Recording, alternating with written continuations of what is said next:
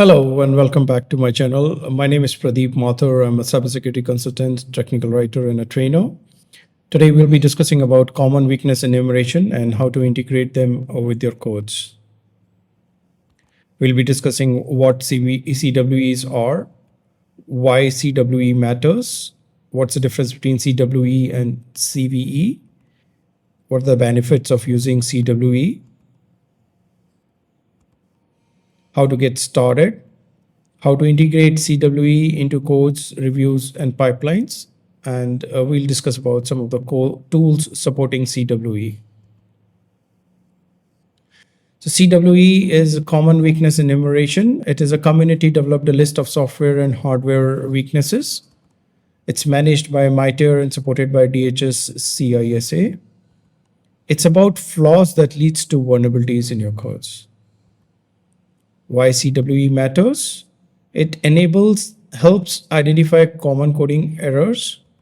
It enables threat modeling. It's useful for secure software development lifecycle. It supports compliance to frameworks like NIST, OWASP, and many more.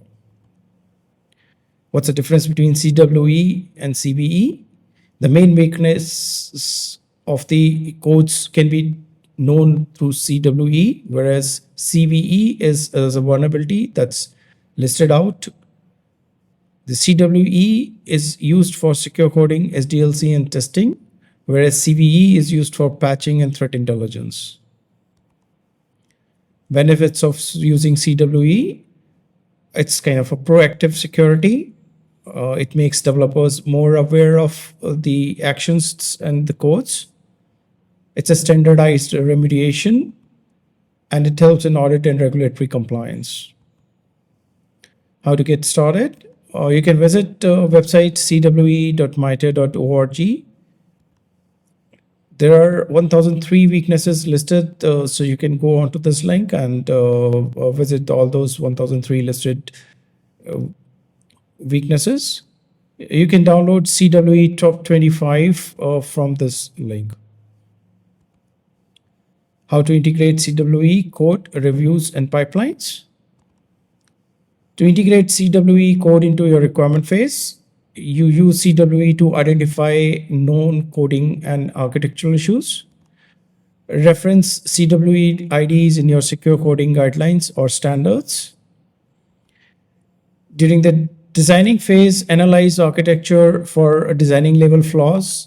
Map the attack vectors entry points to potential weaknesses listed out in CWE. In the development phase and implementation phase, integrate CWE into developers' checklist and secure coding standards. Use static code analysis tools that output CWE IDs. You can also use it in verification and testing phase. Perform code reviews like SAST, DAST, and fizzing with CWE mapping. SAST stands for Static Application Security Testing. It analyzes secure codes to identify vulnerabilities. DAST stands for Dynamic Application Security Testing. It assesses running applications by simulating attacks. Fuzzing injects unexpected inputs into the codes to find bugs and vulnerabilities. Some of the examples you can use is OWASP ZAP and Bob Suite. You can integrate it in the release and deployment phase. You can run a final verification checklist against CWE-based security benchmarks. You can include CWE-based weakness remediation and checklist. You can also include CWE into maintenance phase. Use CWE as a reference while handling security incidents or CVEs. Conduct postmortems that identify root causes of CWE causes. Some of the tools that you can use: Sonar, Cube, Fortify, Checkmark, used to integrate base role valuation, OWASP, ZAP, and Bob Suite. Integrate map vulnerability detection, Jira, GitHub.